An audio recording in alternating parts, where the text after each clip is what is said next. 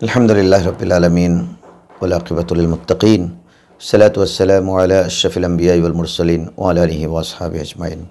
सुप्रिय दर्शक श्रोता, अस्सलामु आलैकुम व रहमतुल्लाहि व बाराकातुहू। আল্লাহ তাবারক ওয়া তাআলা আমাদের কঠিন এক পরীক্ষায় ফেলেছেন। বিশ্ববাসী এখন খুব বেশি চিন্তিত এবং খুব বেশি মর্মাহত, কারণ বিশ্বে হাজার হাজার মানুষ ইতিমধ্যে মারা গেছেন করোনা ভাইরাসের কারণে। আক্রান্ত প্রায় লক্ষ লক্ষ মানুষ। অনেক দেশ দুর্যোগপূর্ণ আবহাওয়া ঘোষণা করেছেন, কিন্তু সেক্ষেত্রে এটা আমাদের দেশে এসে সেটার বাতাস লেগেছে। আপনারা ইতিমধ্যে দেখেছেন যে স্কুল, কলেজ, ইউনিভার্সিটি বন্ধ করে দেওয়া হয়েছে। আজ 17 মার্চ থেকে 31 মার্চ পর্যন্ত আপাতত বন্ধ থাকবে। পরবর্তীতে এসএসসি পরীক্ষা এবং ক্লাস চলবে কিনা সেক্ষেত্রে দ্বিতীয় দফা সরকার চিন্তা করবে। স্কুল, কলেজ, ইউনিভার্সিটি বন্ধ করে দেওয়ার পরে আমাদের মা বাবা এবং ছাত্র শিক্ষক সকলেই বুঝে গেছেন যে একটা দুর্যোগ মনে এসেছে দেশে, নাহলে সব কিছু বন্ধ হয়ে গেলে কোনায়। আজকে শহরের রাস্তায় দেখলাম যে গাড়ি ঘোড়া কম, মানুষজন কম, সব কিছু ফাঁকা ফাঁকা লাগছে, কারণ বিনা প্রয়োজনে মানুষজন ঘর থেকে বের হচ্ছেন না। তবে একটি দুঃখের বিষয় দেখলাম যে আমি যখন টুকটাক কেনাকাটা করবার জন্য দোকানে গিয়েছি, তখন দোকানের সওদাগর আমাকে বললেন, ভাইয়া কঠিন অবস্থা হবে, যে আজকে আপনি দেখুন দোকানে তো কোনো মাল সামান নেই। সকাল থেকে এসে সবাই যে যা পাচ্ছেন কিনে নিয়ে যাচ্ছে। যেমন অনেকে 3 বস্তা চাল একসাথে নিয়ে গেলেন, অনেকে আটা 10 প্যাকেট, পেঁয়াজ 5 কেজি, তেল 10 লিটার, লবণ 5 কেজি এরকম নিয়ে যাচ্ছেন। যার তৌফিক আছে, অনেক বেশি টাকা পয়সা আছে, উনি বেশি করে মাল সামান কিনে নিয়ে যাচ্ছেন, কারণ দুর্যোগ আসলে খাদ্য সামগ্রী পাওয়া যাবে না। এনার চিন্তা হচ্ছে যে আমি বেশি করে কিনে নিয়ে গেলে আমি আমার ছেলে মেয়ে নিয়ে আরামাইশে ঘরের ভিতরে থাকবো আর খাবো, আমরা মোটামুটি বন্ধসন্ধ পাবো, আমরা ভালোই থাকবো।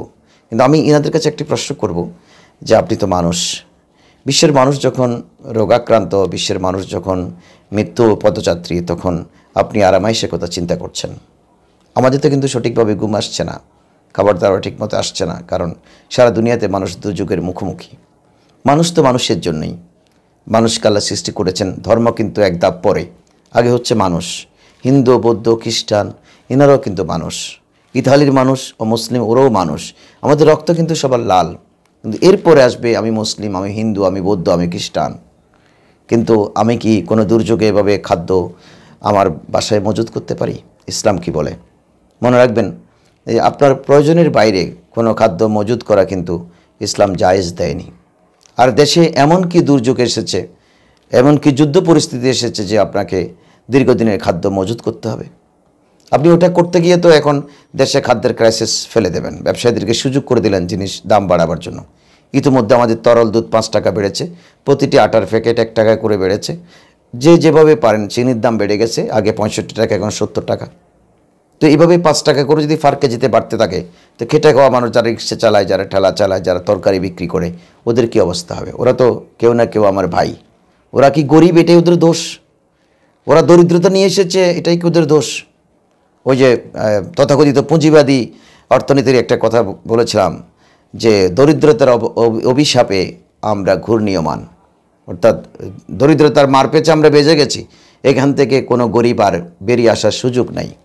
ওনার জন্য ব্যাংকে গেলে লোন নাই, ওনার জন্য দোকানে গেলে খাবার নাই, ওনার জন্য অতিরিক্ত বেনিফিট নাই, রমজান আসলে, ঈদ আসলে এনার জন্য বোনাস নাই। উনি তো খেটে খাওয়া মানুষ, ওনার সব রাস্তা বন্ধ। আইনস্টাইন বলেছিলেন যে আইন শুধু খোলা আকাশের মতো ফাঁকা বড় লোকদের জন্য, আর গরিবদের জন্য আইন হচ্ছে মাকাটাসার জালের মতো। আজকে ওই তথাকথিত কিছু পয়সাওয়ালা সব মাল সামান বাজার থেকে কিনে নিয়ে যাচ্ছেন। মুরগি 10 কেজি, মাছ 20 কেজি এভাবে কিনে নিয়ে উনি ফ্রিজে রেখে দেবেন, কিন্তু গরিবদের কাছে তো ফ্রিজও নাই। ওনারা কোথায় যাবে? ইসলাম বলেছেন না, আপনি এই কাজ করবেন না। এই কাজ করে জিনিসের দাম বাড়াবার জন্য সহযোগিতা করবেন না। আপনি ব্যবসায়ীকে সহযোগিতা করছেন দাম বাড়িয়ে দেওয়ার জন্য। এ সময় বরঞ্চ আমাদের উচিত যার যা দরকার, আমরা আগে যেমনটি বাজার করতাম, যেমন আগে চিনি 1 কেজি, এখন 1 কেজি কিনবো, আগে পেঁয়াজ 1 কেজি 1 কেজি কিনবো, আগে যদি আমি চাল 4 কেজি 8 কেজি কিনি, এখন তা কিনবো। বরঞ্চ আমার সবচেয়ে বেশি উদারতা হবে যদি আমি তার চেয়েও কম কিনি, বাজারে যেন সমতা থাকে। আমি যখন যা দরকার, প্রত্যেক দিন আমি বাজারে বের হচ্ছি তো। আর যদি সবাই মরে যায়, আমি বেঁচে থাকি লাভ কি? এক দেশের মানুষ যদি সকলেই মরে যায় আক্রান্ত হয়ে, তাহলে আমি আর বাঁচলেও কি না বাঁচলেও কি, আল্লাহর কাছে আমি নিজকে সঁপে দেব। মনে রাখবেন, আমি সেদিন বলেছিলাম আরেকটি ভিডিও ফুটেছে যে ডাক্তাররা হসপিটাল থেকে যেন সরে না যায়, নার্সটা চলে না যায়। যেমন আপনি ইতিমধ্যে ভিডিও একটা নিউজ এসেছে, ঢাকা সরারদি হাসপাতালে এক হাজব্যান্ড ওয়াইফ এরা দুজনেই চিকিৎসার জন্য গিয়েছেন, জ্বর আক্রান্ত। এখন তখন এদেরকে দেখে হসপিটালের কর্মচারীরা ডাক্তারের কাছে ফোন করছেন, স্যার এরকম দুজন রুগী এসেছেন যে ওনারা জ্বর আক্রান্ত। তো ডাক্তার সাহেব বললেন যে এদেরকে কোয়ারেন্টাইনে নিয়ে যাওয়া যায় কিনা চিন্তা করে দেখো, বা এনাদের জন্য এনাদের কোনো করুণা আছে কিনা এটা দেখো। একথা শুনেই কিন্তু হাজব্যান্ড ওয়াইফ দুজনেই আর কোনো চিকিৎসাই নেয়নি, পালিয়ে গেলেন। অর্থাৎ এরা চিন্তা করছেন যে আমরা চিকিৎসার জন্য গেলে আমাদেরকে জেলখানায় আবদ্ধ করে ফেলবে। তাহলে রুগী যিনি আছেন জেলখানায় আবদ্ধ করবে, ওনাকে আমরা মেরে ফেলবো, এই চিন্তা কোত্থেকে আসে? উনি তো কারো না কারো মা, কারো না কারো বাবা, কারো না কারো ছেলে মেয়ে। তো সেক্ষেত্রে রসুল করিম সাল্লাল্লাহু আলাইহি ওয়াসাল্লাম মাল মজুদদারি মানা করেছেন। উনি ব্যবসায়ী করতে পারবে না, আপনি ভোক্তাও করতে পারবেন না। ব্যবসায়ী যেমন করা 40 দিনের বেশি কোনো মাল মজুদ রাখা, আপনার এই গুদামে রেখে দেওয়া, এটা ইসলাম হারাম করেছেন। রসুল করিম সাল্লাল্লাহু আলাইহি ওয়াসাল্লাম বলেছেন নো, ওই গুদামের মাল ওখানে রাখতে পারবে না, এটা প্রতিটি দানা তার জন্য হারাম হয়ে যাবে, ক্রাইসিস সৃষ্টি করবার জন্য। ঠিক অনুরূপভাবে আমি যিনি ভোক্তা, আমি মাল বেশি কিনে ঘরে মজুদ করবো, আমার এখন দরকার নেই। আমার চাল দরকার 1 মাসে 1 বস্তা, আমি 3 বস্তা নিয়ে গেলাম। পেঁয়াজ দরকার 1 মাসে 4 কেজি, আমি 10 কেজি নিয়ে গেলাম। তখন আর বাজারে পেঁয়াজ থাকবে না। আর গরিব যিনি 500 গ্রাম 250 গ্রাম কিনলেওয়ালা, ইনি বেঁচে যাবেন। ইনি তখন হাহাকার করবে, বাচ্চারা কান্নায় মারা যাবে। ওই এক মহামারীর চেয়ে খাদ্যাভাবে আরেক মহামারী চলে আসবে। আর মনে রাখবেন, আপনি যদি এভাবে খাদ্যের ক্রাইসিস করেন, আল্লাহ তাআলা কিন্তু আরেকটা দুর্যোগ পাঠাবে। ইতিমধ্যে সেই দুর্যোগ হানা দিয়েছে। আপনি পত্রপত্রিকায় দেখেছেন যে সোমালিয়াতে সেই পঙ্গপালে সে হানা দিয়েছে। সৌদি আরবও পঙ্গপালে আক্রমণ শুরু করেছে। পঙ্গপাল হচ্ছে একটা ফড়িং জাতীয়, লক্ষ লক্ষ ফড়িং। আমি দেখলাম ভিডিও ফুটেজে যে খাদ্য সামগ্রী খেয়ে ফেলতেছে, গাছের পাতা খেয়ে ফেলতেছেন, শাকসবজি খেয়ে ফেলতেছেন। ওরা একদিনে 35,000 মানুষের খাদ্য খেয়ে ফেলতে পারবে।